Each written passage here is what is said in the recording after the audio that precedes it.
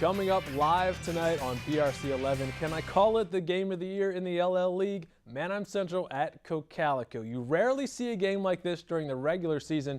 Two of the best teams in the district at the peak of their powers meeting in just a section contest. News 11 Sports' Chad Landers is live in Denver. They're expecting thousands upon thousands of fans for this one. Have they begun to arrive at the stadium yet, Chad?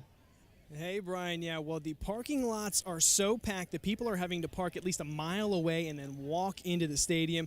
It's starting to fill up now for this Week 6 showdown between Manheim Central and Cocalico. Kind of feels like a Friday night heavyweight fight as both these teams come into tonight undefeated and on fire. It's a rivalry that has been growing over the years and is now finally a full-blown slugfest when these two teams meet on the gridiron. For years, Manheim's been known as the football team. I mean, you think of LL football, you think of Manheim Central.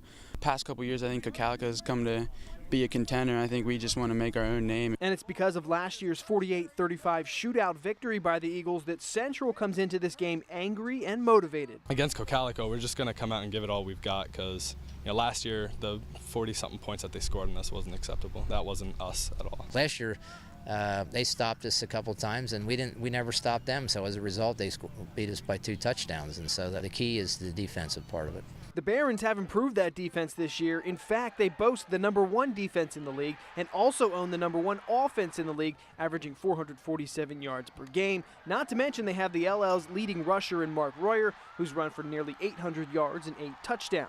They run the ball very, very well, and they're big and physical up front, and they have great schemes, and they execute their schemes very well. Mark Royer, top running back or whatever, so we're gonna have to get him. We have to stop him and then go from there. But Cocalico has just as much firepower on offense, ranking 2nd in the league in total offense and rushing yards, with QB Jet Janis in charge of that vaunted Veer offense. As far as the scheme that they use and how they make adjustments, they're as good as anyone.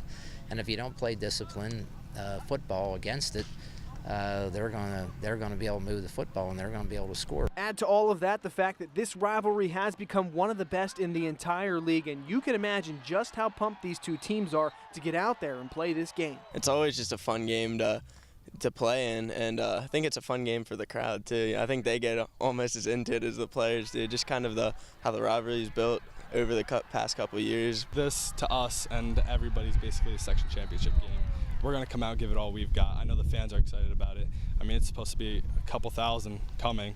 For both schools, for both communities, it's a big deal. It's one of the best games, of course, in the league. It's probably one of the best games in the district, and I would think statewide there would be very few games that would match up like this.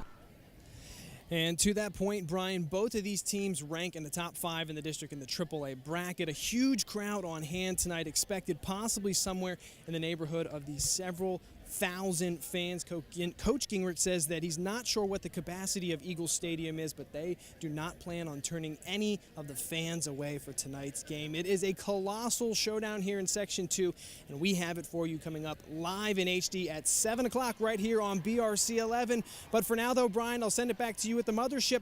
Live in Denver, Chad Landers, News 11 Sports. Thanks so much, Chad. Absolutely cannot wait for that one.